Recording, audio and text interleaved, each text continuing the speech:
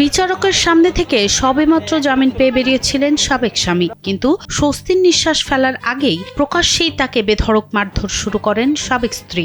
বিষয়টি আদালতের নজরে আনা হলে ঘটনার সত্যতা যাচাই করে কোর্ট পুলিশ তাকে আটক করে। আদালতের নির্দেশে সামারি ট্রায়ালে ওই নারীকে 5 দিনের কারাদণ্ড দেয়া হয়। রবিবার দুপুরে বরিশালের অতিরিক্ত চিফ মেট্রোপলিটন ম্যাজিস্ট্রেট আদালতের সামনে এই ঘটনা ঘটে।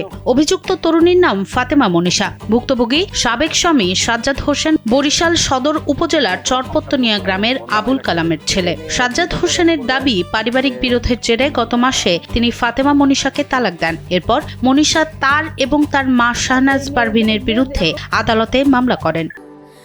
স্যান্ডেলিনা সো, রূপচর্চায় আভিজাত্য।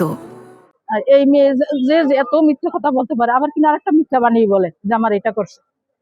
তার বলার পর ওনারা পুলিশেরা বসার পরে ওর ভাই আসছে, তার বাইরে সহকারে সৎ শরীরে সুন্দরভাবে খুব রুড বিহেভ করতো আর খুব মিথ্যে কথা বলতো। মানে বানিয়ে মিথ্যে করে তার মতো সে গল্প বানাইয়ে মানুষের কাছে বললো। সে 999 ফোন দিয়ে মিথ্যে কথা বলছে। ও কলম দিয়া হাতের মধ্যে আঁকছে, কালো কলম দিয়া টর্চার করছে, ওইটার দাগ বানাইছে। লাল কলম দিয়ে হাতের মধ্যে আঁকছে, ওইটা টর্চার করে রক্ত বের করছে। এগুলো সে ফেসবুকে ছাড়তো।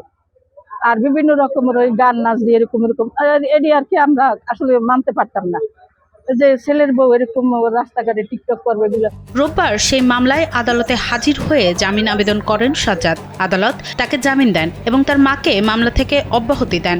আদালত থেকে বের হওয়ার পর সাজ্জাদের উপর হামলা করে মারধর করেন ফাতেমা মনীষা।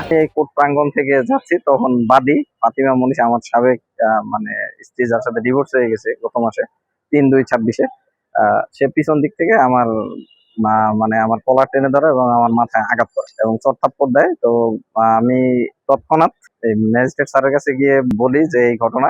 পরে এই ঘটনা জানালে ওই স্যার স্বপ্রণোদিত হয়ে তা বাদীর বিপক্ষে একটা অভিযোগ গঠন করে এবং তাকে 5 দিনের সশ্রম কারাদণ্ড দেয়।